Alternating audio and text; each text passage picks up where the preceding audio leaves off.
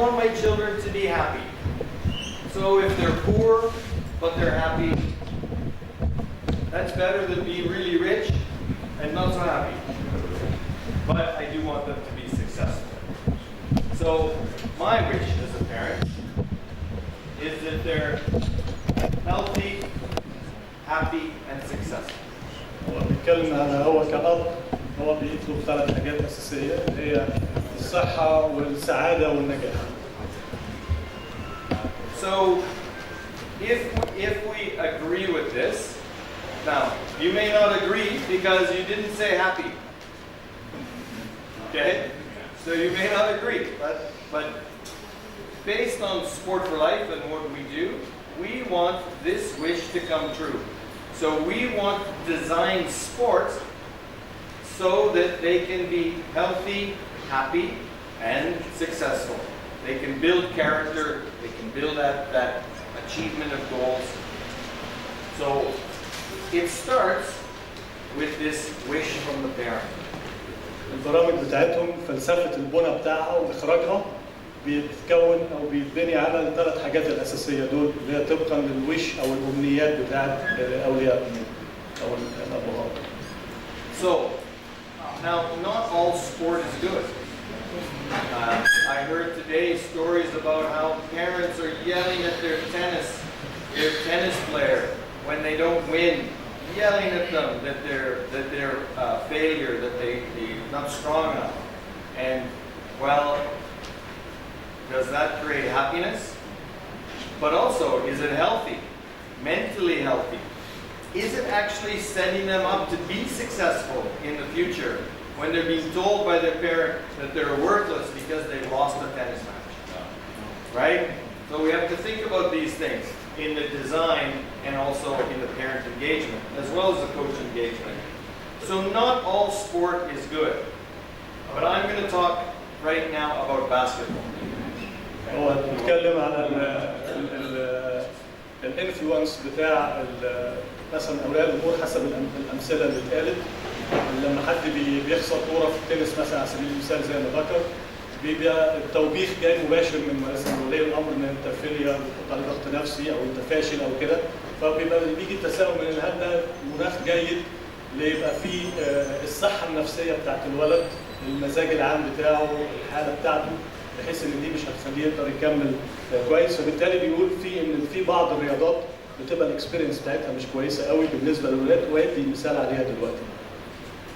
How many of you are basketball coaches or you play basketball? How many basketball?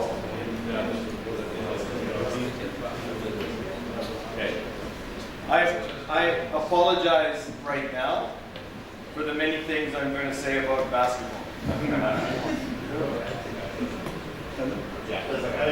هو بيتكلم دلوقتي مثال على الباسكت وهو بيعتذر مسبقا عن اللي هيقوله على الباسكت. So when we talk about long-term athlete development, this is how we fail. This is what we do, and we end up not achieving the success that we believe that should be achieved because we make mistakes in the development of basketball players. Now, don't just think bad of basketball because this happens in all sport. هيتكلم على يعني الممارسه اللي بدون قصد بتتم بشكل خاطئ في مجال الباسكت مثلا على المثال اللي هيقوله، يعني بيرجو ما حدش ياخدها بشكل يعني مش محبب قوي. فاللي هيقوله دلوقتي ده بيحصل في اماكن كتيره في العالم وفي دول كتيره قوي يعني unintentional يعني بدون قصد يعني، بس ده الواقع اللي بيقوله اللي هيحصل يعني. But first what we'll do is we'll all be basketball coaches. Everyone's a basketball coach now and you can help me with my team. تخيلوا ان حضراتكم كلكم مدربين باسكت بول ونبدا نساعده في اختيار الفريق اللي هيلعب. Okay. So for my team, I want to put my players into positions.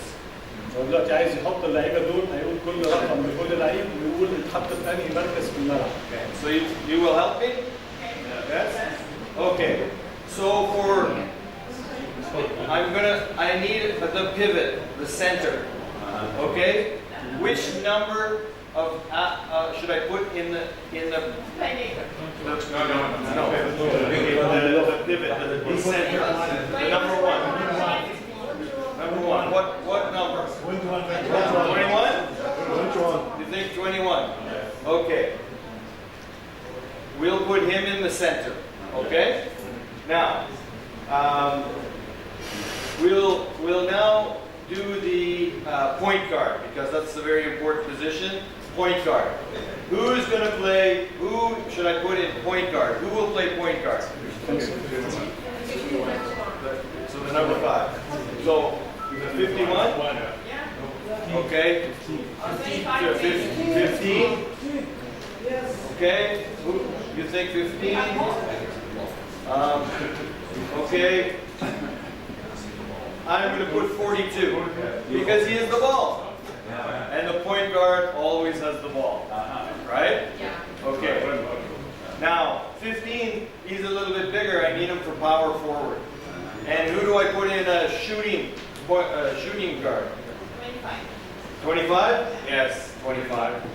I'll put 25. Okay, so I have 21 as the center, and 42 I have as the point guard. And now,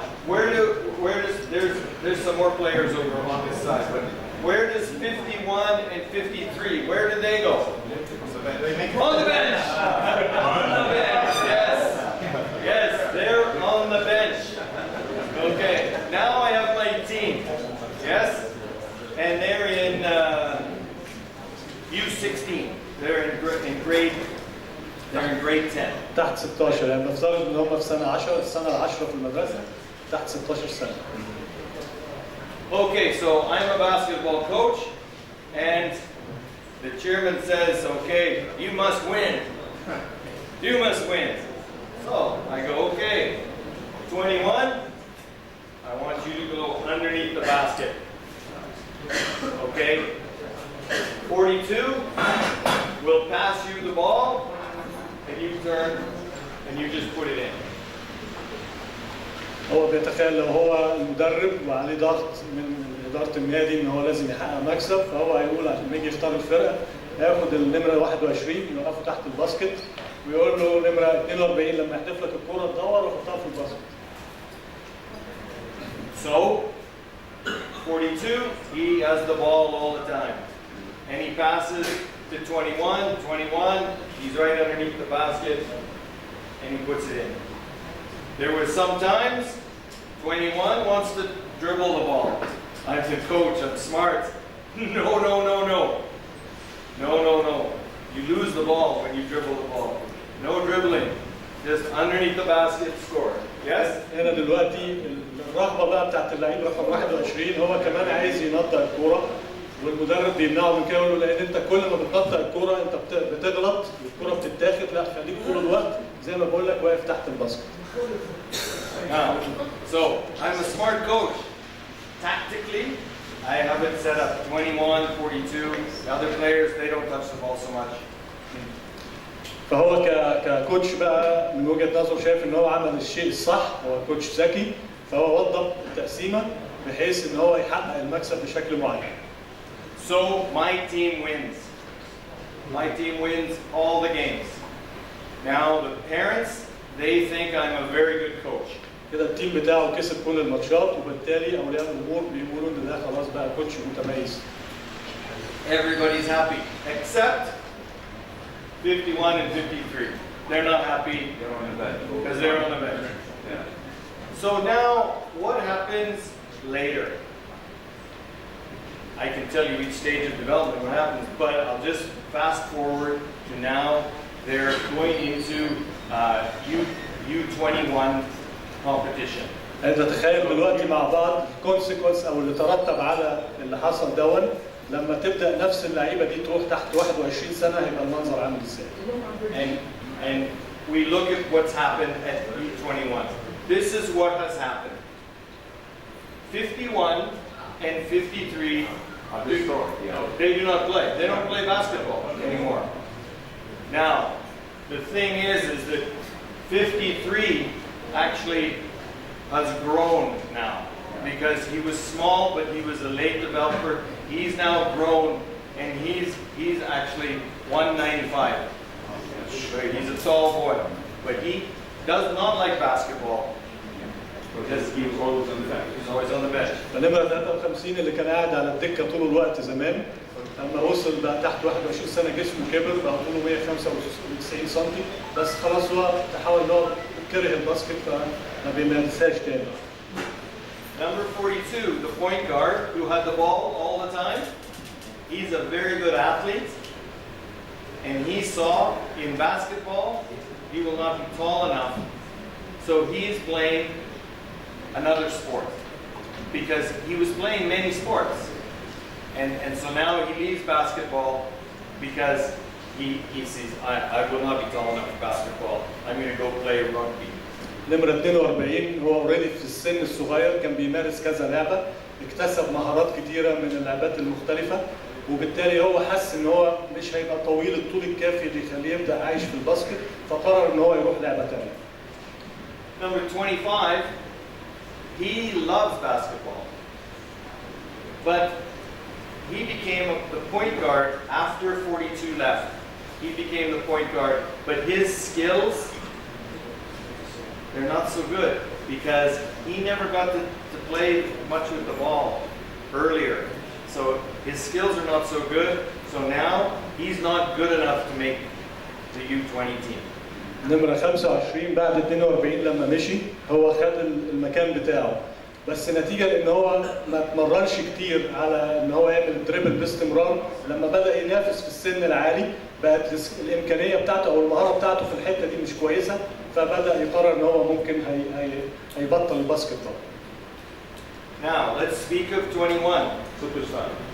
21, we thought yes, he will be a superstar. Yeah. And he became 2.03. So he became very tall. But he has no skills. But still he's a scorer, you know. No, because there's another guy who's 2.09. And so now he has to be the power forward, but he has no skills. And the thing is that you see in basketball now, you see people that are 203, 205, they have skills. They have skills. So you can't just be underneath the basket. Yeah. And so he's now on the bench because he's still tall. He's on the bench, but he doesn't have good skills. And so he doesn't reach his potential. And why? Because the coach, when they were young, did give everyone the opportunity to play with the ball and didn't develop the skills. نمرة 21 لما خلاص وصل للسن الكبير كان كله متوقع ان هو يبقى لعيب كويس، بس نتيجة لان المدرب كان دايما بيحطه في بوزيشن معين ما ركزش قوي على بقية المهارات المطلوبة اللي يقدر لما تبقى معاه يعيش في الليفل العالي، فبالتالي تم الإبقاء عليه لمجرد بس ان هو طويل، بس تحول بدل هو بقى قاعد في الملعب على طول بقى قاعد على الدكة في السن الكبير. So this is how we create development systems that fail our players. دي بتبقى وجهة النظر او الاسلوب اللي اتعودنا عليه بدون ما نشعر اننا نعمل نظام بيفشل اللعيبه من غير ما احنا نحس او من غير ما هم يعرفوا. We don't mean to do it, but it happens, and it comes back to the value that is placed on different things at different stages of development. احنا بتتعمل فعلا بس يمكن بدون قصد، وده بيتوقف او بيعتمد بشكل اساسي على القيمه اللي احنا بنحاول نحطها او نضيفها في مرحله سنيه معينه، ايه هي القيمه اللي احنا بننظر اليها او بنسعى ليها. So for number 21 and his parents, do they really remember what the score was when he was 15 years old? No. But now they're so sad, they're so disappointed because they thought he was going to be a superstar. And they didn't realize that what had happened when they were 14 and 15, when they weren't developing the skills, when they weren't developing the athletic ability, the movement ability that he needed, because he was tall and he had the gift of stature to be able to play the game, that those things were missed. طبعا ولي الامر بقى بتاع اللعيب دون نتيجه يعني لعدم الادراك لاهميه الحصول او اكتساب المهارات في سن معين مرحله النمو بالتحديد، وعدم السعي او الاصرار على اكتساب المهارات دي نتيجه للفكر ان التركيز على المكسب. فهم طبعا بعد كده بقوا عندهم حاله احباط ان هم ما يمشوش بالموضوع ده بالشكل المناسب، وبالتالي الابن لما كبر بقى حصل له مشاكل في الممارسه. So let's go back to 53. نتكلم على 53. We don't think long term, we think in the moment. And so our athlete development systems that we have are systems of exclusion. 53 was on the bench, he was then not good enough, and so he was excluded. هو دلوقتي بيتكلم على الانظمه اللي احنا بنشتغل من خلالها او بنعملها. السيستمز دي للاسف بتبقى انظمه طارده، والدليل على كده ال 53 نتيجه لان هو في وقت معين احنا بنفكر في اللحظه ما بنفكرش لقدام. ففي اللحظه اللي كنا فيها الفكره اللي كانت متاخده عنه ان هو مش متميز قوي، وبالتالي كان قاعد على البنش. فبالتالي التصميم النظام بهذا الشكل بيبقى نظام طارد مش جاذب، يبقى اي حد مش داخل جوه النظام اللحظه بيستبعد. So he was excluded. We have a system of exclusion that says if you're not good in the moment, then you're gone. But we need to keep everyone involved and everyone having a quality sport experience and let them develop. فهو بالتالي بيبقى عندك وعاء في عدد كبير من الولاد، وبعد كده نتيجه للنظام اللي هو الطرد ان انت اللي ما بيقدرش يحقق امكانياتك اللي انت عايزها في اللحظه بيبدا يستبعد، فبالتالي بتوصل للشكل الهرمي ان العدد بيقل قوي مع الوقت، ما بتلاقيش حد زي ما الدكتور احمد تفضل وقال المثل بتاع عدد اللعيبه اللي بيتقل في الهاندبول. Quick Canadian basketball story because there's so many basketball people in the room. There is a player called Olenek. And he plays in the NBA. And he's 7 foot tall. When he was 17 and in high school, grade 12, he was 5'7", so he was 175. كان بيتكلم على مثال على لعيب كندي بيلعب في الدوري الامريكاني دلوقتي، طوله حوالي 2 متر 10 تقريبا او 2 متر 15. لما كان عمره when he was 17 لما كان عمره 17 سنه كان طوله 175 سم. حصل له طفره طول في سن كبير شويه. So he played point guard.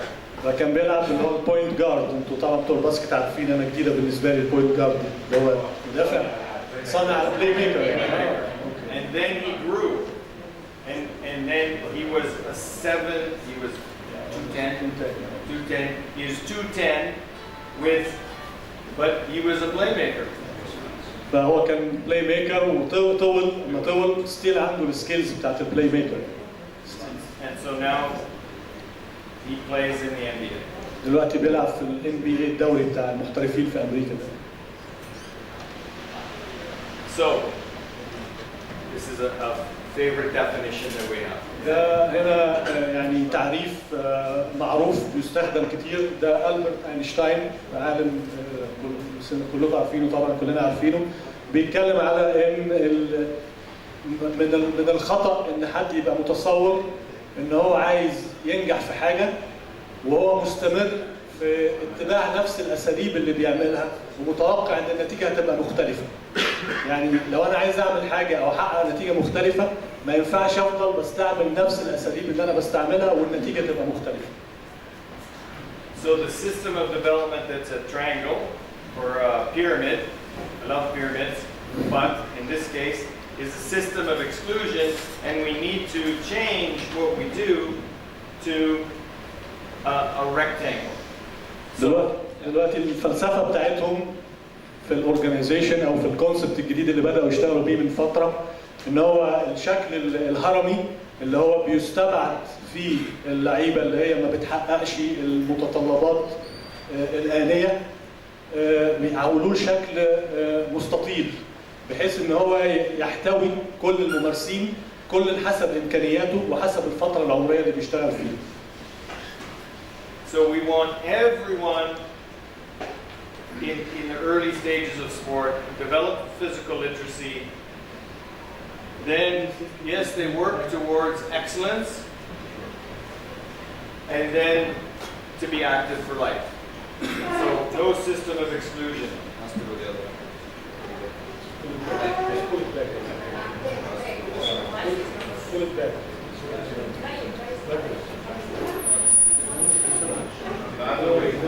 The other way.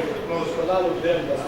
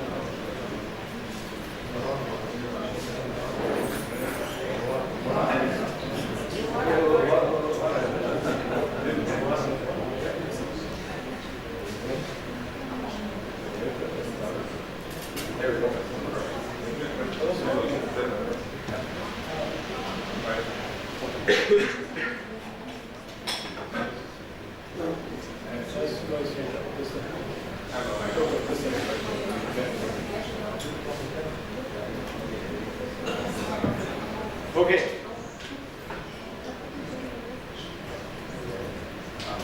Can you go to the previous slide, please? Yeah, this one. Talk about this. Yes. So in this slide, you take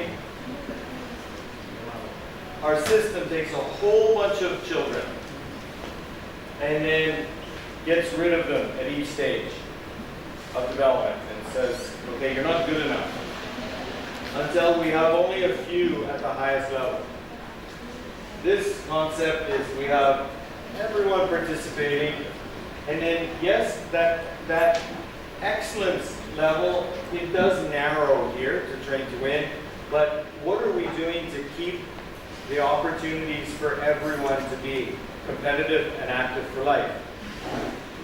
Because yes, we will have a top team in sporting at the age of 15, but what about the next group and the next group? Are they getting quality training so that they can then come into the first team when they have a chance, or when somebody maybe goes to another sport? What's the quality of training? Often the second team, the quality of training is not very good.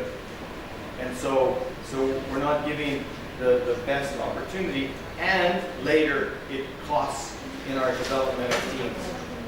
هو دلوقتي بدأ بالسيستم بتاعهم اللي هم بدأوا يروحوا له ان هو تحول الشكل الهرمي اللي كان بيلفظ اللي هم غير متميزين طبقا للسيستم ان هو يبقى فيه شكل مستطيل، بحيث الشكل المستطيل ده صحيح جوه جزء منه هنلاقي فيه تراينجل برضه موجود عشان المستوى البطوله والكفاءه في مراحل سنيه معينه، وفي نفس الوقت لما يخرج بره المثلث او الوتر بتاع المثلث في المرحله العمريه اللي بره الحته دي لما يبداوا يكتسبوا المهارات وجسمهم ياخد النمو المناسب، يبقى عندهم فرصه ان هم لو امكانياتهم عليت يبداوا يرجعوا تاني يخشوا جوه المثلث بتاع البطوله.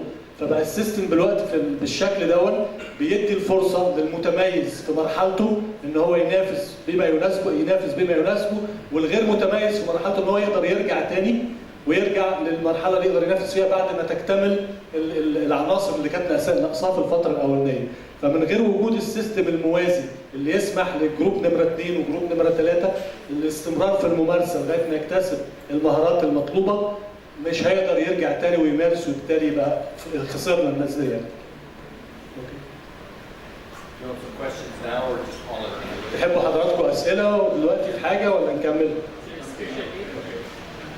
Okay, so let's talk about the 7 stages that we have identified in long-term athlete development. هنتكلم دلوقتي على ال7 مراحل اللي هم حددوها في التأهيل اللعيب الرياضي على المستوى الطويل أو على المدى البعيد. Okay. So, the 7 stages: active start, fundamentals, learn to train, train to train, train to compete, train to win, and being active for life. هي دي ال7 مراحل. طبعا هو مكتوب بخط صغير يمكن السن انا هقوله. الاكتف ستارت دي بيبداوا من الزيرو اكتوالي ل6 سنين، وبعد كده المرحله اللي بعديها اللي هي الفاندامنتالز ويبقى فيها شيء من المرح، عشان كده هتلاقوا الحروف اف ان يو مكتوبه بشكل كبير شويه. دي ال3 سنين اللي بعديها. وبعد كده ليرن تو ترين ان هو يبدا يتعلم يتدرب، وبعد كده ترين تو ترين اللي هو يتدرب عشان يتدرب، بعد كده ترين تو كومبيت يتدرب عشان ينافس، وبعد كده ترين تو وين يتدرب عشان يكسب.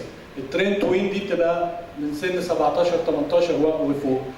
كل مرحله من دول بتاخد لها من 2 ل3 سنين، وبتاخد فتره اقل شويه بالنسبه للاناث او الفيميلز، لان طبعا احنا عارفين ان هم معدل النضج بتاعهم بيبقى اكبر شويه من الذكور. فهي دي المراحل العمريه المختلفه. So I'm just going to show a short video that explains each of the stages. المرحله الاخيره الحقيقه اللي انا ما قلتش عليها اللي هي فوق خالص، اللي هي الاكتف فور لايف.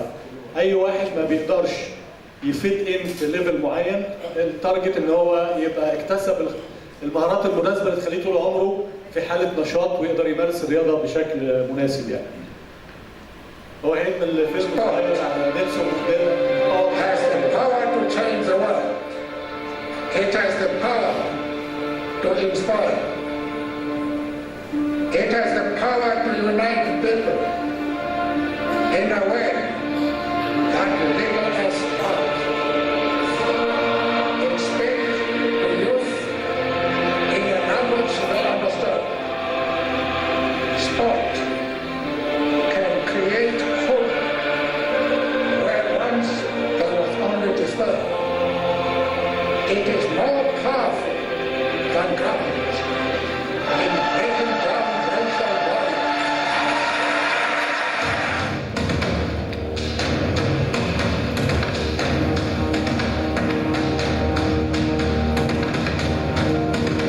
South Africa has built a long and proud history of sporting achievement, and our people have often been drawn together by the power of sport. But the South African Sports Confederation and Olympic Committee recognizes that our system of athlete development can still be improved, that we can use sport better as a tool for real transformation. Whether it's the education of our coaches or the way we organize competition and training in children's sport, we know there are things we can do better. That includes putting fun back into the way children train and ending the pattern of arriving at competitions less prepared than we should. It means improving our coach education and recruitment, recognizing that we need qualified coaches, because it is through our approach to sport as a whole that we can do more, involve more children from an early age, ensuring even more South Africans develop their physical literacy and play their part in making our country an active and winning nation. And so SASCOC, together with leading sports scientists, coaches and educators across South Africa, have developed a new solution for our sporting youth. Long-term participant development, or LTPD, is a new model for training athletes and promoting lifelong wellness through sport, designed to cover 7 stages of development in the life of a sporting participant, from early childhood to late adulthood. It holistically manages everything we do to encourage sport and develop our athletes right up to World Championships and the Olympics. At each stage of MTPD, the focus is on an approach to training and competition that is appropriate for each participant's level of physical, mental, and emotional development. And it begins with active start. From infancy to age 6, children need daily and generally unstructured active play like running, jumping, skipping, rolling, and tumbling, all with encouragement and support of their parents and caregivers. At the fundamental stage, children are ready to build on the basic movement skills they have learned, which means they can now be introduced to a range of sports that help them discover their interests while developing a broad range of fundamental movement skills. They develop their ABCs of physical literacy: agility, balance, coordination, and speed. Next comes the learn to train stage, where children in their skill-hungry years move on to targeted sports skills. By now, they should be participating in 2 to 3 favorite sports or activities throughout the year, training in increasingly structured settings and getting used to formal practice. By the end of this stage, they should have established enough fundamental sports skills and developed enough mental and emotional competencies to make them physically literate, giving them the ability to enjoy a lifetime of recreational activity or to go on to high-performance training and competition.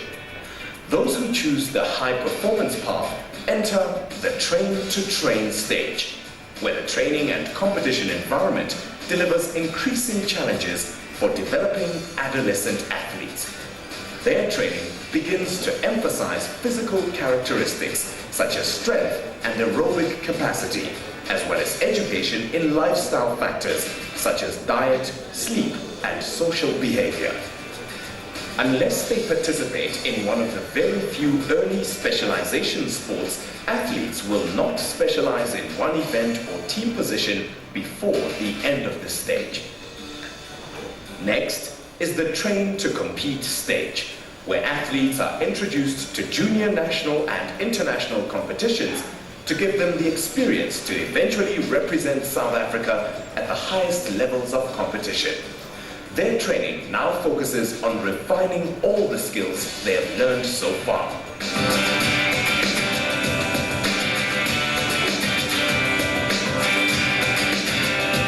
After that, the Train to Win stage is designed to maximize all the athletes' combined skills so that they can become global contenders. Training loads become more intense, demanding that are highly motivated. In return, they receive the highest level of coaching and technical support available.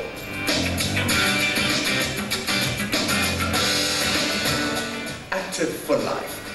This is where participants of all ages continue to enjoy recreational sport and activity for the rest of their lives, with many also taking roles as coaches, officials, and volunteers.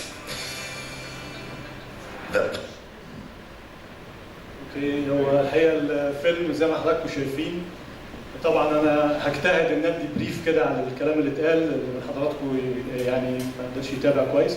هو الكلام على جنوب افريقيا، ازاي هي تبنت هذا الموضوع او هذا النظام وبدات تفصله بالشكل اللي يناسب البيئه والمجتمع بتاعها. حضراتكم تعرفوا طبعا جنوب افريقيا عاشت سنين طويله من العنصريه، البيض بيضطهد السود وكده، فالكلام بتاع نيلسون مانديلا بيتكلم على القوه بتاعت الرياضه في توحيد الناس، في الارتقاء بالمشاعر والامكانيات بتاعتهم والصحه بتاعتهم، ازاي الامه توحدت من خلال ممارسه الرياضه.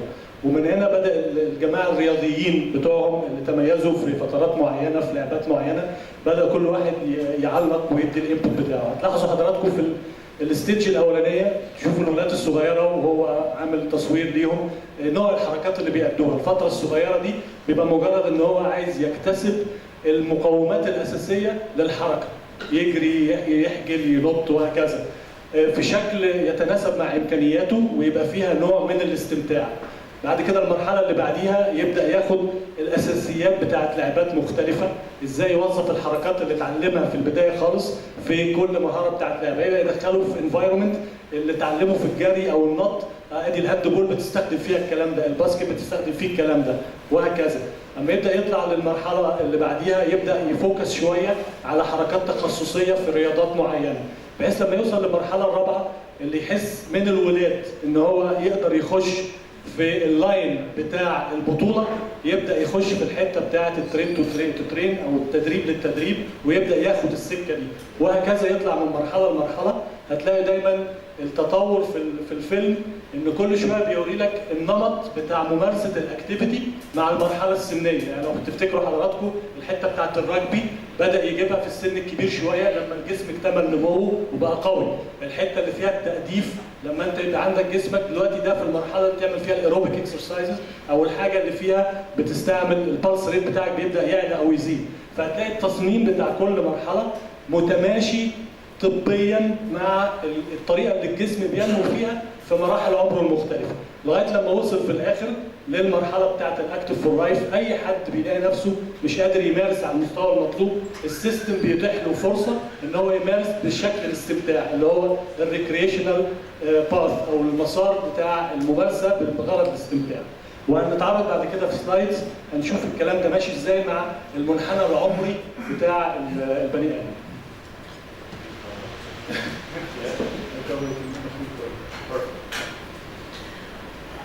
So those are the stages, the 7 stages. In some cases, a sport will say we need to have 9 stages or 8 stages. It depends on the sport, and it depends on the sport and the country or the situation that they're in. طبعا البرنامج بتاعه اساسا مبني على ان يبقى فيه 7 مراحل، كل دوله ممكن تاخد وتبدا تعمل اعاده تصميم لل7 مراحل بالشكل اللي يناسبها حسب الكالتشر، حسب الجو، حسب اسلوب النمو بتاع الولاد وهكذا، ففي فلكسبيليتي في الموضوع ده. بعد الدول بتعملها 9 مراحل. So now we're going to talk about the 10 factors of training and performance. So 10 factors that work with the 10 stages or the 7 stages in terms of the development of athletes.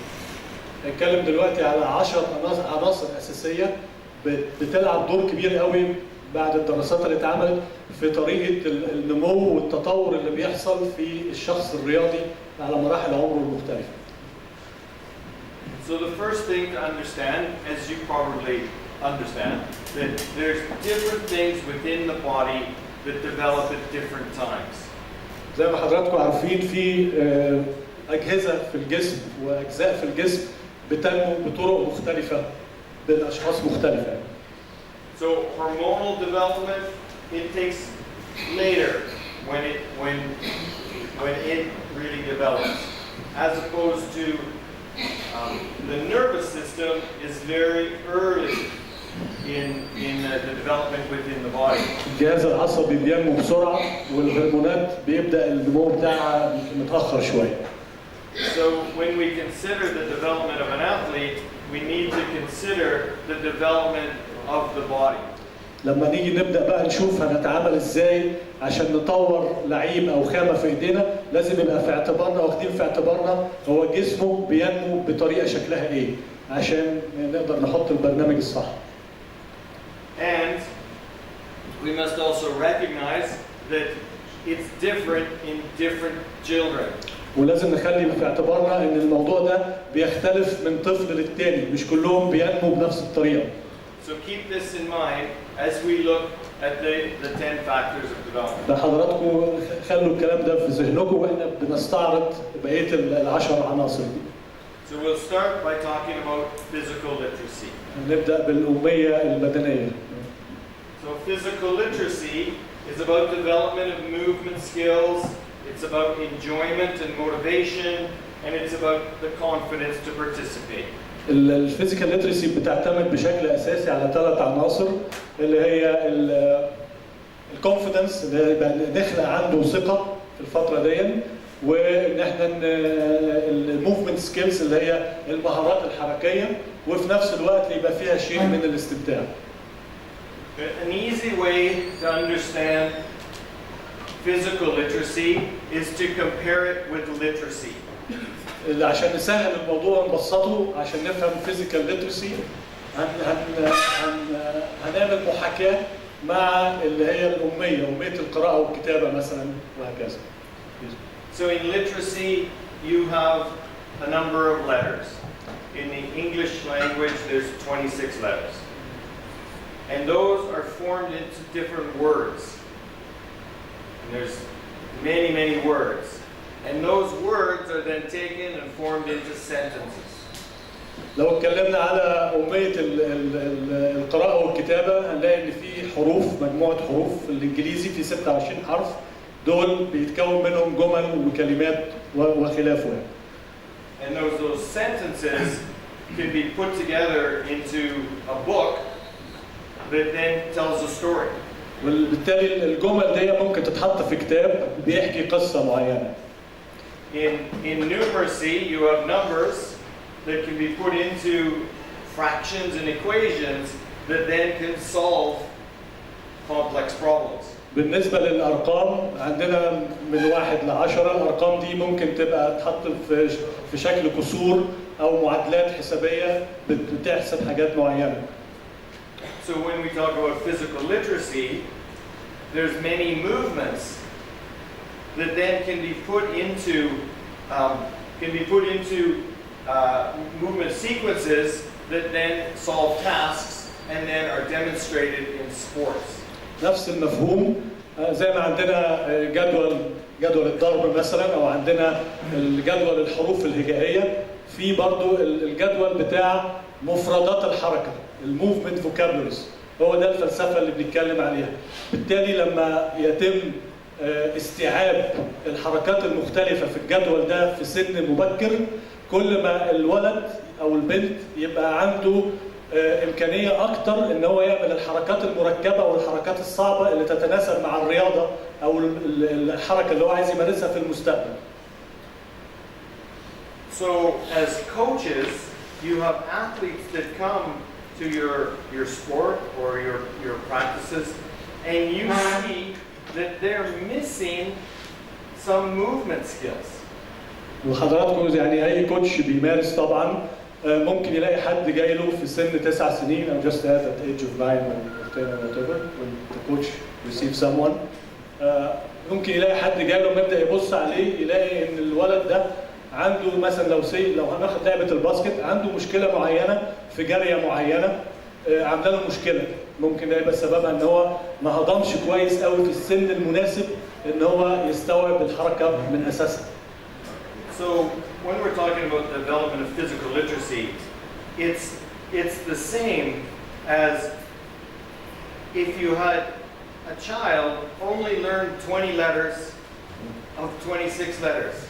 فدي بتبقى مماثله شويه لو عندنا طفل اتعلم بس من ال 26 حرف اتعلم 20 حرف بس. So when they would come to, they could create some words. They could create some sentences, but their ability to tell a story would be compromised. ممكن يعملوا كلمات او يعملوا جمل بس الامكانيه ان هو يحكي حكايه ممكن تبقى عندهم تبقى معوقه شويه. So in developing physical literacy, we want to develop a wide range of movements to allow athletes to do sport well. وبالتالي من المفهوم ده من خلال اكتساب مهارات الحركات بشكل مهم في السن، بشكل مناسب في السن الصغير، بدي فرصه للولاد ان هي في المستقبل تقدر تكون الجمل الحركيه اللي تناسبها بالشكل اللي هم عايزينه. And we see this all the time, where when you look at a high performance athlete, at a professional athlete, you see that they need all these skills. And yet, at the early stages, we are not teaching all the skills.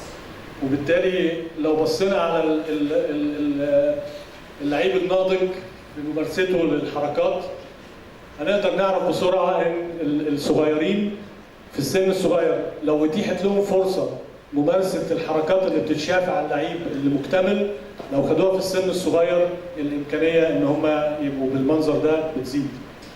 A couple of examples. One is in football. We know strikers, and you have in Egypt one of the best strikers in the world. Salah, right? What can he do very well that many other players, many other players cannot do well? But Messi can do well as well. What can they do? They can use both feet, right? Now, when you see football coaches at earlier stages of development, they allow their players to use only one foot all the time, because that's what they naturally do. And they don't train the other foot. But yet, to be great, you need 2 feet. بدي اكزامبل كده على محمد صلاح او ميسي. ايه اللي بيميز اللعيبه دي؟ ان هو بيستخدم رجليه الاثنين. لو رجعنا بنراجع على التدريب مثلا نلاقي ان المدرب بيدرب الولد او سايب الولد يلعب بالرجل الدوميننت او اللي هي الرجل اللي هو بيحب يلعب فيها، وما ممكن ما يكون مش واخد باله او ما بيبذلش مجهود ان هو يديله برضه التمريرات المناسبه اللي تخليه يستعمل الرجل الثانيه. وبالتالي اللعيب ده لما يبدا يكبر هيبقى عنده امكانيات يعني محدده شويه ان هو ما خدش التدريب المناسب، وبالتالي الوصول لليفل اعلى بيبقى مش سهل وقتها يعني. How many are involved with tennis? Tennis mom, tennis player, tennis coach, you play tennis, and okay. So again, the top player in Canada, has a very strong serve, and he could win all the time with his serve when he was younger. But he didn't work on his footwork. So now he's in the top 20, but when he can't make it to number 1, even though he has a very powerful serve, because he's missing a piece, physical literacy. He's missing movement skills that now doesn't allow him to be a world champion. مثال تاني على التنس مثلا لما بيبقى اللعيب عنده سيرف جامد قوي، والسيرف ده بيمكنه ان هو يكسب، والكرة بتيجي بعديها ضعيفة فمش محتاج يتحرك كتير. لما بيوصل لليفل معين، لما بيبدا يخش في منافسة مع لعيبة تقدر ترجع السيرف، او السيرف ما بقاش بالقوة اللي هو متعود عليها، يبدا يضعف، فبالتالي هيبقى ما اشتغلش هو على الفوت وورك او حركات الرجلين او الموفمنت السريعة، فبالتالي بتعمل له مشكلة ان هو يوصل لمستوى اعلى. So I'm going to show you a very short video, and this is what these athletes think about physical literacy. And these athletes have won 10 Olympic medals. Everyone except for one has been a world champion. هيوري حضراتكم دلوقتي فيلم كده سريع اللي بيتكلم فيه الناس خدت رياضيين حققوا ميداليات في الاولمبياد، كل واحد هيقول وجهة نظره ايه في موضوع الفيزيكال ليترسي. We all want kids to be active and healthy, and this is what physical literacy is all about. Physically literate kids develop skills, confidence, and a love of movement. So, they learn to be physically active and want to stay active for life. It's not about growing up and being an Olympic athlete. Though some kids might. It's simply about being able to fully participate in life and enjoy good health along the way. Whatever kids choose to do in life, physical literacy will help them. And it's a gift that every parent can give them. There you go. You don't have to be great at sports to raise children who love it. You just have to be willing to play and to have fun. And you can also let your child take the lead. It's easy to get started. Go to activeforlife.com for resources, activities,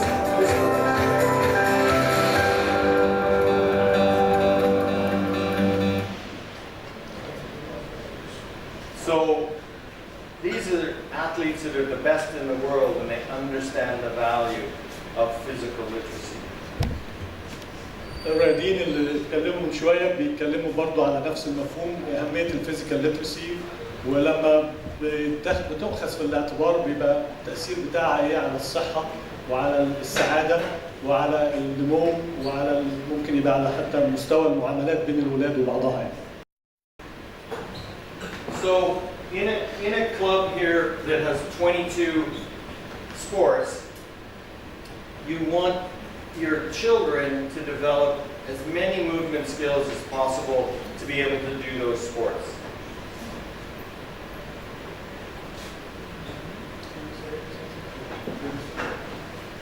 معلش انا بس الحته دي عشان مهمه شويه. هنا المفردات اللي مكتوبه دي بعض المكونات اللي محطوطه في جدول الحركات اللي هي الموفمنت فوكابولري تيبل. فهتلاقي حضراتكم مثلا هو في الجزء اللي فوق ثالث كلمه مكتوب ران معموله باللون الاحمر.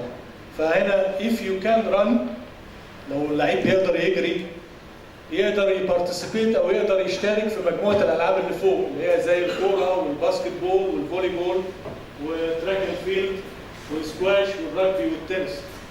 وبالتالي لو عنده مشاكل في الجري مش هيقدر يمارس الالعاب دي.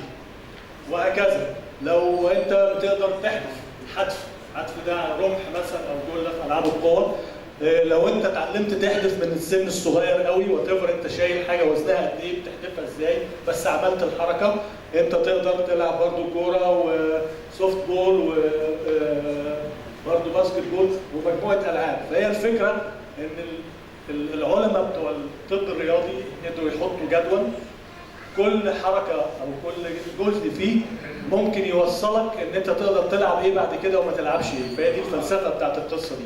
فالغرض الاساسي في الموضوع ان في المرحله الصغيره قوي يبقى النمط بتاع التدريب او النشاط بيتيح الفرصه للولد ان هو يكسرسايز او يمارس كل الحركات بتاعت كل اللعبات. وما جسمه بيكبر هتلاقيها بتكبر معاه. المفتاح بيبقى فين؟ ان انت كل ولد حسب امكانياته تحط له القصه دي ازاي في اطار مبهج او في اطار ممتع بحيث ان هو انت خدت الحركه او خدت الاوبجكتيف وهو في نفس الوقت استمتع ومارسها من غير ما ياخد باله ان دي بتأدي حاجه قدام. So that's the first of the 10 factors. So we're going to go through the 10 factors quite quickly. There is materials that are online at sportforlife.ca. So we're going to work through quite quickly here, just to give you a little taste of the 10 factors. So the second factor is specialization. And that's when to specialize your child. And what we see in regular specialization sports is that often parents want to specialize their child too early and they don't develop the wide range of movement skills and they're too narrow in that sport selection. هنتكلم دلوقتي على الفاكتور الثاني من العشرة اللي هو التخصص. وهيوري قد ايه لما بيبقى في انفلونس من اولياء الامور ان هم يخلوا اولادهم يتخصصوا بدري ده بيأثر عليهم ازاي. طبعا في رياضات بيبقى التخصص فيها بدري زي الجيمناستيك زي السباحه تبقى ايرلي سبيشالايز سبورت. في حاجات ثانيه يعني يفضل يبقى بعد كده بس بيحصل انفلونس بشكل معين ان الولاد تدخل فيها بدري بناء على رغبه معينه. And coaches and the systems, the programs also force selection early. And you never know what's underneath the surface. السيستم برضه اللي بيبقى قائم برضه بيؤدي لهذه النتيجه من غير ما يبقى حد عارف هو الولد ده مخبي ايه بعد كده او ايه اللي ممكن يجي منه بعد كده. Then the third factor is age. And that is العنصر الثالث هيتكلم على السن دلوقتي. As we mentioned, we did work in Ireland, and here's 3 14-year-olds. These are all 14-year-olds. One is 60 kilograms, one is 40, and one is 50. Which is going to be the biggest man of these 3? Can't tell. Can't tell. But yet, if we have a sport that is physical, these two will not be selected. This one will be selected. هو بيتكلم دلوقتي على اكزامبل الثلاث ولاد دول عمرهم 14 سنه نفس السن. واحد منهم وزنه 60 كيلو والثاني 40 كيلو والثالث 50 كيلو. فبيدي اكزامبل هو مين هيبقى كبير بعد كده ما حدش يعرف مين هيكبروا ازاي بعد كده لسه 14 سنه. طب لو هم في الوضع ده دلوقتي وبيلعبوا لعبه فيها احتكاك، مين اللي هيتاخد فيهم؟ يبقى ناخد الكبير في الحجم يعني. دكتور عايز حضرتك بس تعيد الجزء الثاني اللي هو العنصر اللي قبل ده. Specialization. He wants to go back to specialization. هو بيتكلم بس حضرتك التركيز ما كانش عليه. ايوه اللي بعد السبيشاليزيشن. دي اللي حضرتك عايزها؟ في الجزئيه اللي هو بتاع النبات الرسمه اللي هو فيه الزرع. السلايد اللي بعد دي. لا هو مخبي ايه؟ اللي هو عايز اقول لك ان اللعيب مخبي اللي هي فيها زرع. اللي هو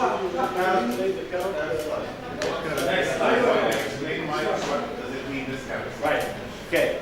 So this means, in terms of specialization, we don't know who's going to be talented in the end. So when you look, as an example, in football, in UEFA, every professional team has an academy. Yes? And at 16, they sign children, 16-year-olds, to professional contracts because they're the best, right? They've made much work, they've looked at them, and they go, okay, we're going to give this one a professional contract. Yet, only 15% of those players are actually playing professionally at the age of 21. So the selection of talent is really difficult. Here, you would think that the big carrot is here, but we don't know. And so we need to have everybody have the opportunity for quality sport, not just select a few early and then invest only in them. To disregard these because we don't know. We are not good at identifying talent, but yet people think they are. Oh, he's really talented. حضرتك وضحت كده ولا انا اسف ما خدتش بالي انه كان عرضها يعني. هو ده زي اللي احنا بنقول عليه ان هما الناس بتستعجل في ان هي تطلع الثمره قبل اوانها بالظبط، وبالتالي هي ما بتبقاش مفيده وما بتحققش الهدف اللي احنا عايزينه. بالظبط. ده بينطبق عليه هو في المثال هو عنده في الرسم هو بيقول ان نفس الكلام اللي احنا بنقول عليه. احنا حتى دلوقتي في عصرنا ده بقينا الاكل بتاعنا للاسف الشديد بالظبط مستعجل. تمام. كله عايز بسرعه يطلع محصوله ومنتجه، مش مهم العقد او الفايده بتيجي ازاي. شكرا. I have a whole presentation on specialization. We could speak for a long time on this. So age, even what we call relative age.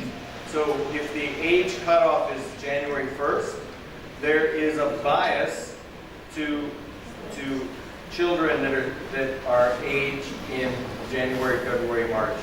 That there's a bias based on relative age. So age is a factor to consider in your program design. بيقول ان العمر او حتى الشهر اللي اتولد فيه الولد لازم يتاخد في الاعتبار عشان بيبقى فيه بيفرق في النمو يعني. And because I work with Manny and Hisham, I have to have a certain amount of tennis in the presentation.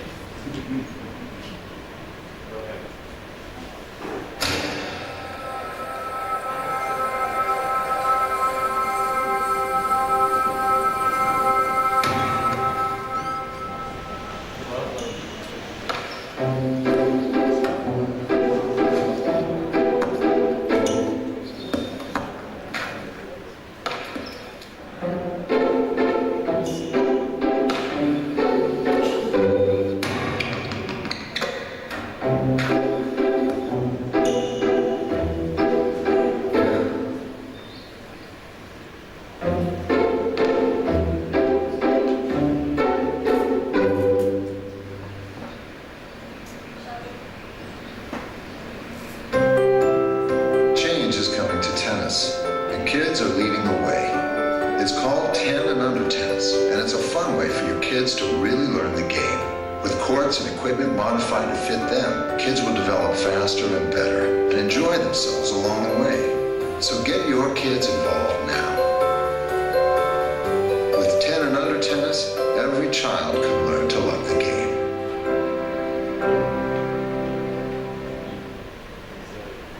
So the point of this video is that the sport needs to adapt itself to the age and ability of the athletes.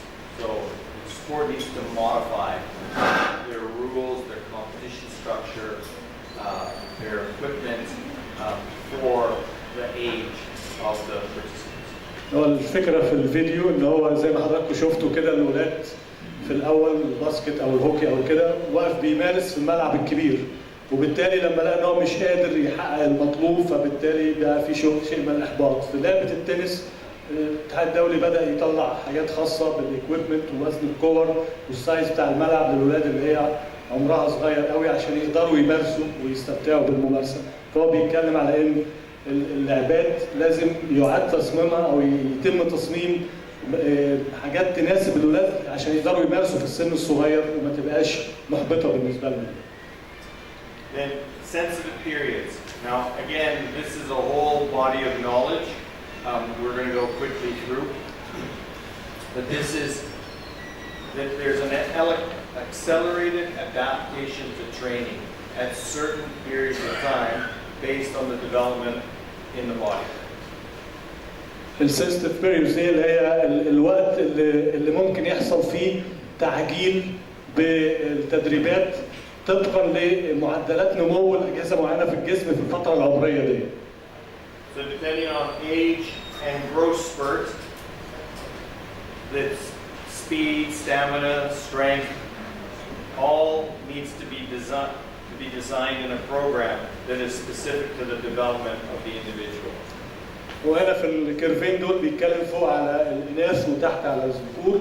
ما اعرفش حضراتكم شايفينه ولا لا، هتلاقوا في كيرفين كده كيرف بيطلع لفوق، ده بيعبر عن الحاله بتاعت البيك هايت فيلوسيتي اللي هو سرعه الوصول للطول الماكسيمم بتاع الولد. فتلاقوا حضراتكم مثلا في السن 10 11 سنه بتبدا الولاد اجسامها تطول بحاجات بتفاوت شويه، في حد بيطول 2 3 سم كل سنه مثلا لغايه 16 17 وهكذا.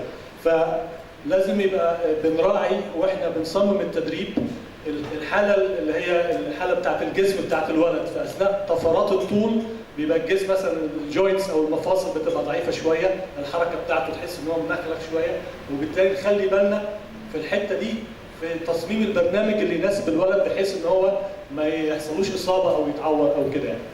الكيرفات دي بتتكلم عن الموضوع ده، امتى اركز على السرعه، على السترينث او على القوه، على المرونه وخلافه يعني. So while physically there's different rates of development, there's also for intellectual and emotional and moral development. Can't see this slide very well, but basically it comes down to that the intellectual and emotional development of an individual may not match their physical development. هنا بيتكلم على بعد تاني في الولد اللي هي الحاله النفسيه بتاعته والاحساس والمشاعر والتفاعل مع اللي حواليه. ممكن يبقى النمو في الاجهزه بتاعت الجسم اللي مسؤول عن الحاجات دي مش ماشيه بنفس المعدل بتاع النمو البدني بتاعه واللياقه البدنيه بتاعته، فده بعد لازم الكوتش ياخده في اعتباره برضه اثناء تصميم البرنامج بتاع التدريب. And then excellence takes time. It takes 8 to 12 years to develop an athlete. It takes 10,000 hours. Depending on the sport, it may take more, may take less, but it takes a long time. Excellence takes time. We have to be patient and do the right thing at the right time to then develop excellence. التميز بياخد وقت، مفيش حاجه بتيجي بسرعه، ممكن يبقى بتاخد 10 سنين 10,000 ساعه تدريب، يعني بنحتاج الواحد ياخد وقت ويدي الحاجه زي ما بيقولوا حقها عشان يوصل لمستوى التميز المطلوب. And in that time, you need properly periodized plans to actually do it correctly.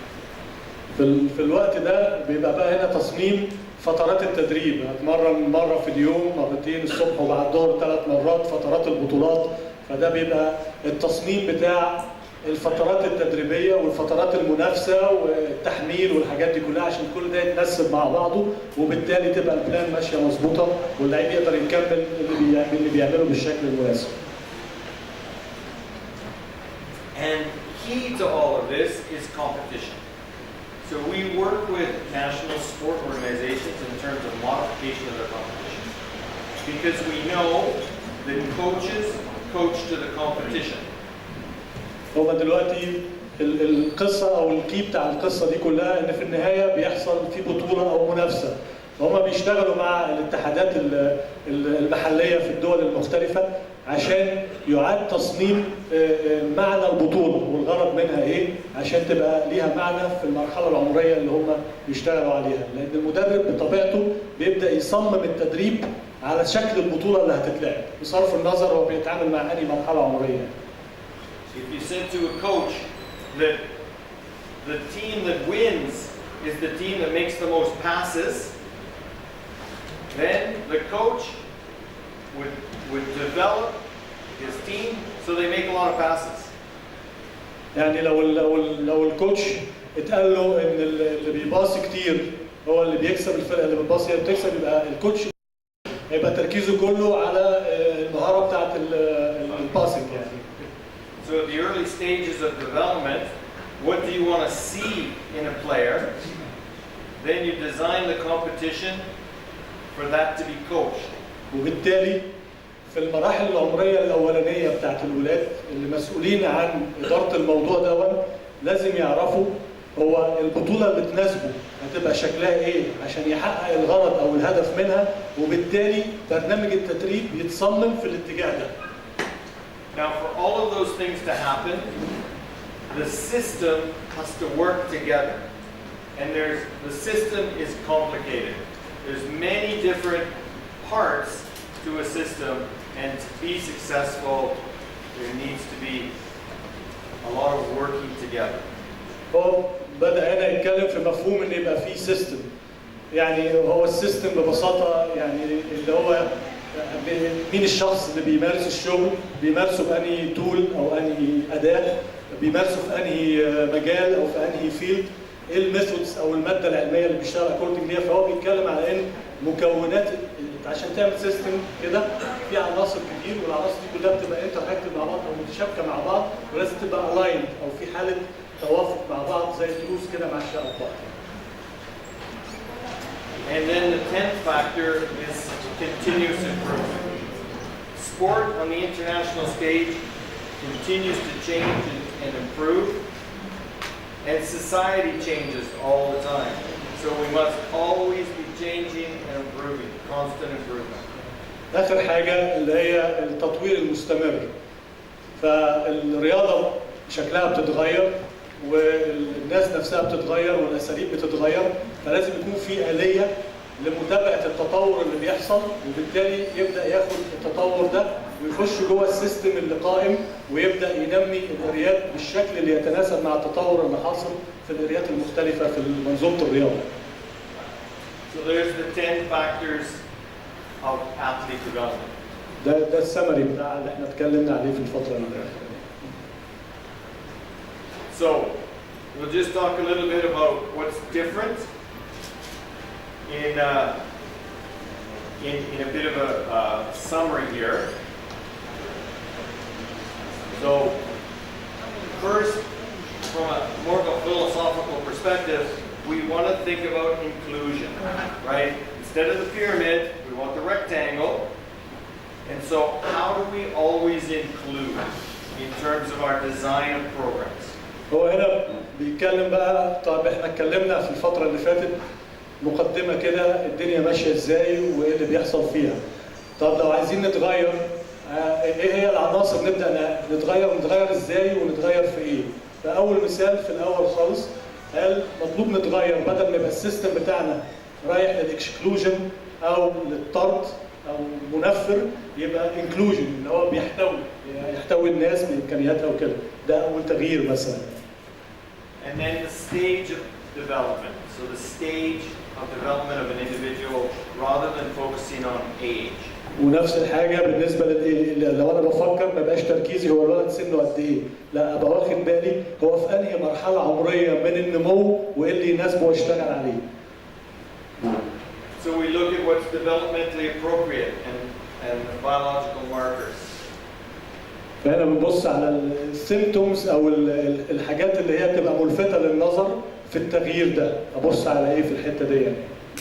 So I'm not going to go through all of these, but you can see that there's a shift in thinking, a paradigm shift in thinking if you're thinking long-term athlete development. وبالتالي لو هيبدا منهج التفكير يتغير اننا بنفكر باعداد بعيد المدى للشخص الرياضي، يبقى نخلي بالنا ان هنا لازم تفكيرنا بقى يبدا يتغير بالشكل المناسب برضو في الاتجاه ده. Now you may be sitting there going, hold on. When this was advertised, this was advertised about how we make a champion. And this Richard from Canada seems that we're just talking about having a happy participant. هو الحقيقه بيقول يعني ممكن حد من حضراتكم يقول دلوقتي لا استنى، ان دلوقتي احنا جايين بنسمع المحاضره على اساس الاعلان اللي مكتوب ان هي بتتمحور على صناعه بطل، فانت دلوقتي جاي بتكلمنا على الاستمتاع وعلى حاجات تانية بعيده عن الموضوع. So let's talk about excellence. Let's talk about the numbers. هو دلوقتي هيبدا يتكلم على التميز والارقام اللي بتدي مدلول على التميز. So Canada is not a really big country, but you can see in 1998 and 2000 we had 29 medals, and now we have 47 medals in the summer and winter games. So we're doing this in Canada and we're improving. How long have you been applying this system in Canada? We started this in British Columbia in the 1990s in the province. But in 2004. Okay. هو بيدي اكزامبل عشان يطمن حضراتكم يعني ان هو بيتكلم برضه في نفس الاتجاه اللي ممكن يكون في ذهنكم. هو جاي بيتكلم برضه على بطوله وتميز، والمؤشر او مؤشر القياس بتاع الموضوع دوت الميداليات اللي حصل عليها في البطولات الاولمبيه في ال 10 او 15 سنه الاخرانيه بتبين فعلا ان هم مستواهم عالي، وهم طبقا للسؤال اللي اتقال هو بداوا يطبقوا الموضوع ده من سنه 2004. So we're going in the right direction. And it's because we're changing the way things are happening for the train to train, the learn to train. We're changing the game. وطبعا بيرجع الموضوع ده ان هم بداوا يغيروا فعلا، فهم بيغيروا مستمرين في التغيير ده. So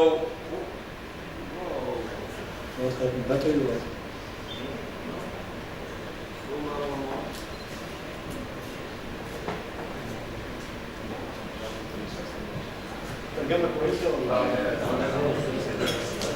معلش أنا على قد ما أقدر.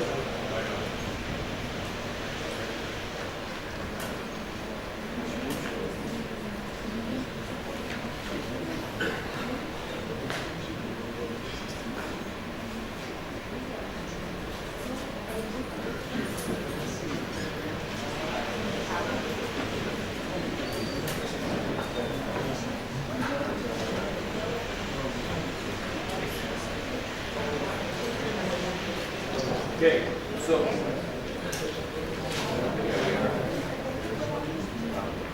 so with basketball, so as an example with basketball, they thought only of winning, only of having a national team and that national team winning, but we weren't doing very well. So then they changed their thinking when we worked with them, and with basketball, it was actually 2002 we started working with basketball. And they started thinking about health of the nation. And then develop the game in addition to compete for the nation. هيدي دلوقتي المثال على التجربه بتاعتهم مع اتحاد الباسكت في كندا. اتحاد الباسكت استدعاهم عشان يبدا يكون الفريق القومي اللي هينافس في بطولات باسم كندا. فهم لما بداوا يروحوا يقعدوا معاهم بداوا يطلبوا ان هو يبقى عنده زي سياسه واضحه بتقول هو الغرض من القصه ايه. فهو عملوا لهم شيفت او تغيير في الفكر. قال الاول خلينا اننا نشتغل على الصحه بتاعت الدوله، يبقى ده الاوبجكتيف الاولاني. الحاجه الثانيه اننا نطور اللعبه او نطور الجيم. والحاجه الثالثه ان احنا نكومبيت بعد كده الدوله تنافس يعني. So to shift, they had to look at every aspect of their programming, and they made changes in every part of their program. وعشان يحققوا التغيير المطلوب ده بدأوا يراجعوا نفسهم في كل مرحلة عمرية، يبصوا البرامج المطبقة ايه، الأدوات، التأهيل المطلوب، الحاجات دي كلها، وبدأوا يطوروا في كل مرحلة عمرية من المراحل اللي اتكلمنا عليها. So what happened? If you look here, this is the number, and you can see it for the number of players from Canada drafted into the NBA. وبيدي عدد اللعيبه اللي كان تم اختيارها من كندا في الدوري الامريكي في المرحله اللي هي لغايه 2002 يمكن. So first round is blue, second round is red, and you can see in the first 30 years there was 13 players drafted into the NBA. You can see that in 2002 there was no players for almost 10 years drafted into the NBA. Now you can see every year 1, 2, 3, 4 Canadian players are being drafted into the NBA. هو بيوري هنا بعد ما بدأوا يعتنقوا السيستم الجديد عدد اللعيبه الكنديين اللي بيتم اختيارهم بدايه من 2010 جوه الدوري الامريكي زاد. So there's a huge change by doing the right things and at the right time in the right way.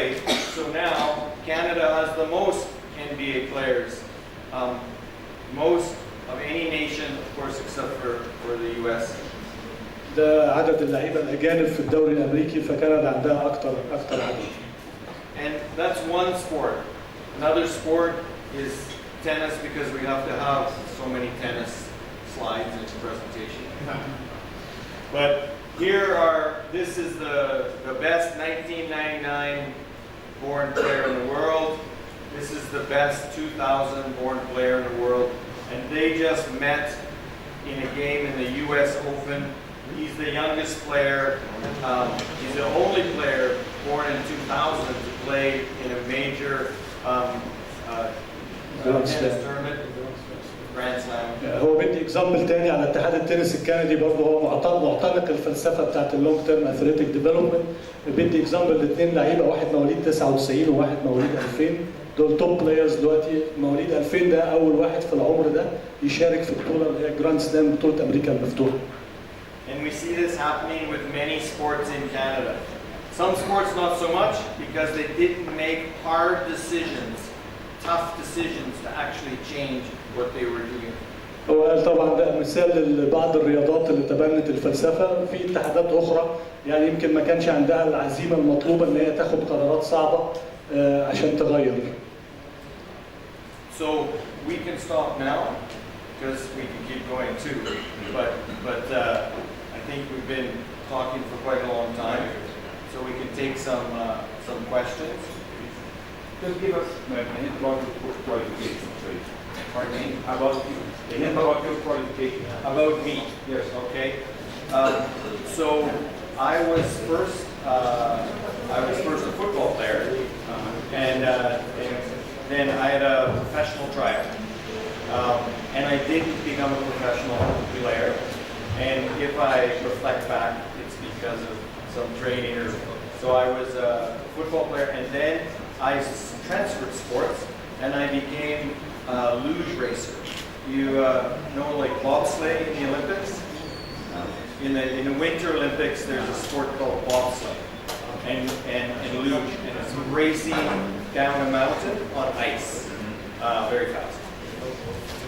And so I represented Canada for 10 years as an athlete, and then I coached Canada for another, I think it's about 10 years.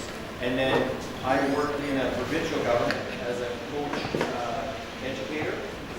So very much in coaching and with the National Coaching Institute. And then I've been asked to do this work along with another colleague, East Grand Valley, who worked with many national teams as well. And then in my education background, I had a physical education degree, and then I have an MBA, Master's in Business Administration. Yeah, can you see any possibilities in applying this system in Egypt here, and how long will it take, to get the benefits of this system here? Absolutely, it's applicable to Egypt. I mean, we see the same challenges that we identified in Canada, we see in Egypt.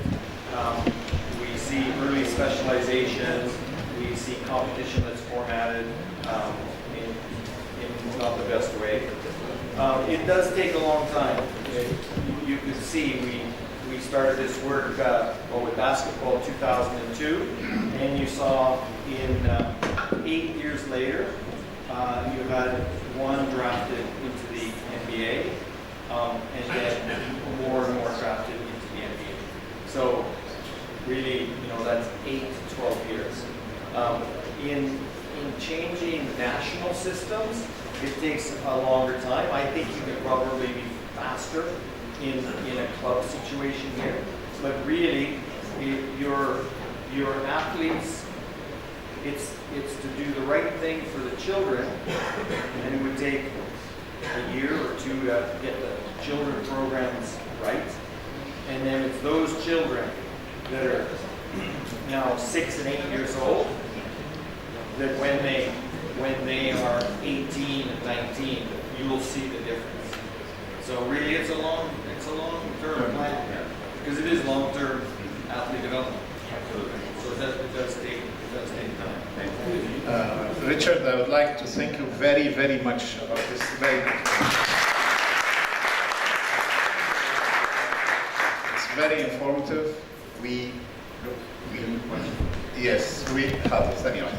can open the floor for a couple of discussions, but I think only a couple, because we can go on for a long time asking questions. So only 2 questions, please, and the final comment. So, Captain. First, I would like to thank the administration of the Sport Club, representing Dr. Warda. And I'd like to know if you have some example about volleyball in Canada and the age of star, the youngsters. Volleyball. So because we have Mr.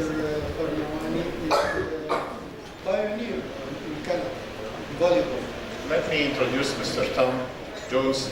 He is an Olympic volleyball player, so he can tell us his personal experience, if he may tell us at what age he started to specialize in volleyball, and how did he reach the Olympic level of play. Okay, thank you. I will keep it short. Thank you very much for the question. I do remember Mr. Farnawani very well. He was I think he was the first national team coach of Canada. He was an Egyptian man, and he was a pioneer, as you say. So we're very grateful to Egypt for that. I played volleyball in elementary school, not very seriously. I really started playing in high school.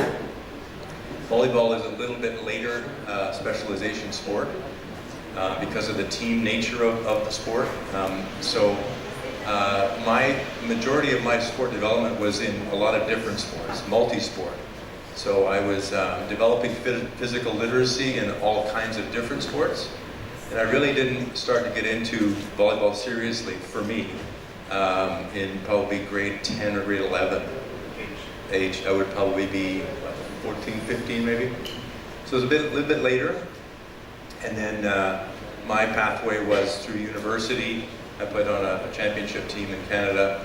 I played on the national team for 7 years and went to won a number of medals in the Pan American Games and the World Student Games, and then ended up in the Olympics, finishing in the 4th place.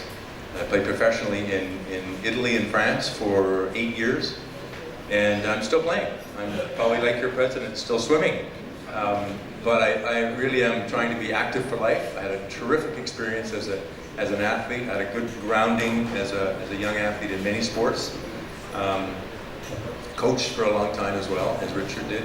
So it was a physical literacy and many sports was a grounding for me, as I'm sure it was for many others on this podium. Thank you. Another final question, please. Can you please talk briefly about the basketball Canada Fair LTAD development, the previous slide? No? Yeah, it's this one. Can you talk briefly about? Briefly? Yeah. Can take hours. This slide is a lecture, by the way. Yes. Well, briefly, if you look at,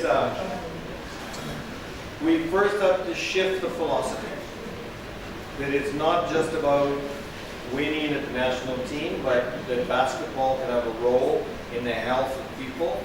And then, how do you develop the game? How do you change the game? So one of the things that we saw within basketball in Canada, there was 50 different rules depending on where you were in basketball in the country. And so we aligned the rules, so there was one set of rules, and then those rules were modified at each age. And so then everybody was on the same page. And that wasn't easy.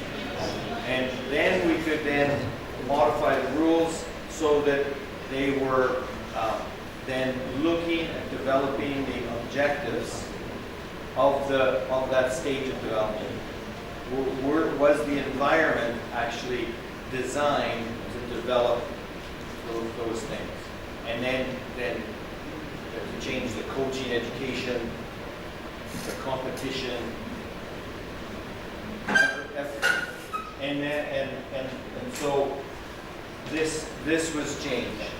And now we have junior NBA. This was changed, and we have Steve Nash basketball. And then this was changed in terms of competition. And it's things like, simple things like, you have a competition and you say, well, we'll also have a small training camp at the same time. And then kids get to know each other, they get to socialize, they have fun, but they're also competing. And so it's the modification of those kinds of design. And then in terms of the players that are going to be prepared to go to university and colleges, that had to change as well in terms of the interaction in the camps. So really it was change at every stage of development. There was change in different factors that I've talked about. Thank you, Richard. A final question, please, Mr. Sam. First of all, I would like to thank all the people who are responsible for this meeting. It's very important. We thank Mr. Hisham, Mr. Hani. But I would like to ask the cameraman to be close for Mr. Richard, and please give us message, not for us. We already got many information. It's very, very important for us, but give message for all the member of sporting club, for parents, what they have to do with the children from 6 years old until 12 years. That's all. Thank you. Well, the simple message to improve the quality of sport. The simple message is that to improve the quality of sport, you need to have good programs, you need to have good people, and you need to have good places. And the good people, good places, good programs are all designed for the stage of development that the children are in. Children then become teenagers. So good places, good programs, good people, based on the stage of development and understanding that every individual is different. And so things need to be developmentally appropriate for the individual. And that all is underpinned by developing physical literacy, which is to develop a wide range of physical movements, physical ability, but then also the confidence and the motivation to participate. And what we say to parents, the first thing they should do when the children are young is the chairman would like this: they should learn to swim, they should do gymnastics, and they should do a running sport. And if you want to be really good, they should do a sport to music as foundational sports. If they do that, then they're starting on their road, their journey to physical literacy. So that would be my more simple message. Thank you very much again, Richard.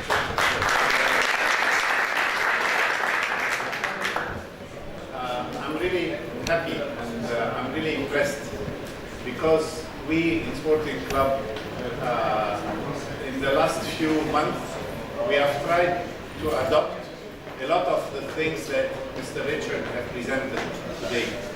أنا الحقيقة سعيد وفخور إن إحنا في نادي اسكندريه الرياضي سبورتنج من كام شهر من يوم ما إحنا ابتدينا الحمد لله إدارة النادي بنحاول نطبق الفكر اللي بيتكلم عليه ده. أنا أول مرة أسمع محاضرته.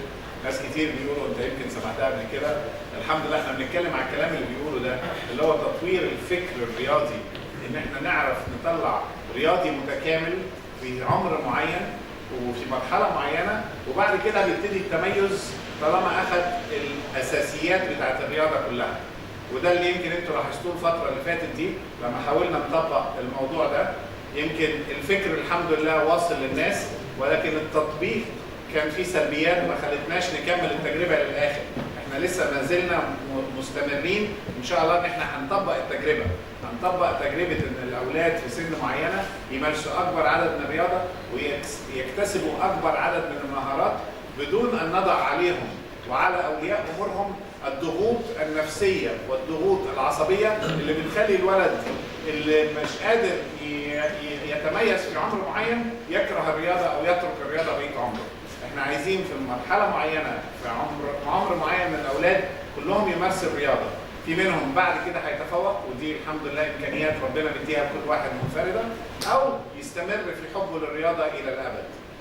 الرسالة بتاعت الراجل الحقيقة النهاردة، يعني لو انا كرئيس نادي او كرئيس مجلس اداره النادي عايز الخص فلسفه الرياضه في النادي، اتمنى انها تكون هي. انا عارف ان احنا هنلاقي مقاومه، هنلاقي سلبيات، هنلاقي نجاحات وهنلاقي فشل، ولكن في النهايه لو تبنينا هذه الفكر الرياضي اللي يجعل اكبر عدد من الاطفال واكبر عدد من الاعضاء يمارس الرياضه بهذا الفكر، ان شاء الله باذن الله مش هيطلع بس عندنا ناس بيحبوا الرياضه، هيطلع عندنا كمان ناس ابطال. وشفنا تجربه كندا لما اتغيرت سنه 2000 من فكر ان هم بيمارسوا الرياضه التنافسيه وهم صغيرين الى فكر اخر النهارده شرحه الحقيقه بايجاز وبطريقه كويسه جدا الحقيقه.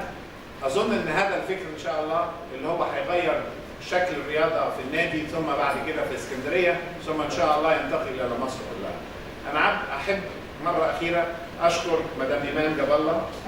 انا عايزه اشكر حضرتك كل حاجه، ان انا اول ما اتصلت بيه بصراحه استجاب في ثانيه. انا قلت هيقول لي طب هم مين، طب شغلهم ايه، طب قولي لي باك جراوند عندهم. بصراحه في الدقيقه اللي طلبت فيها في ساعتها استجاب. اول ما قلت له حاجه لمصلحه ولادنا في ثانيه كان قال لي يلا بينا هنروح. انا بشكر حضرتك جدا، وبشكر حضرتك منين ما بتصل بيه فعلا بيقول ساعات مثلا مشغول او حاجه زي كده، انا اللي بشكره فيها.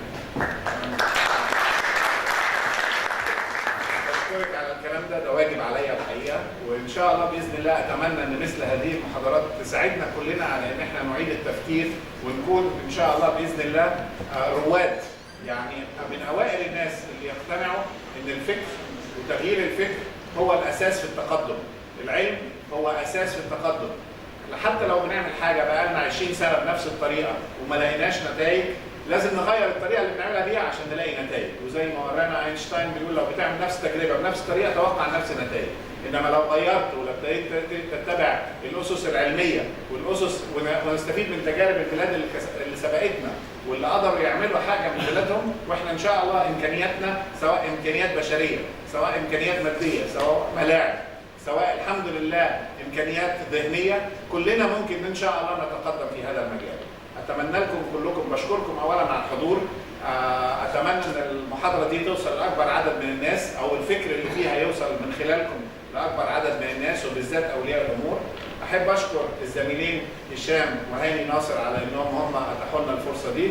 I would like to thank very much Mr. Richard and Mr. Tom for being with us today, and I hope inshallah there will be kind of cooperation or a kind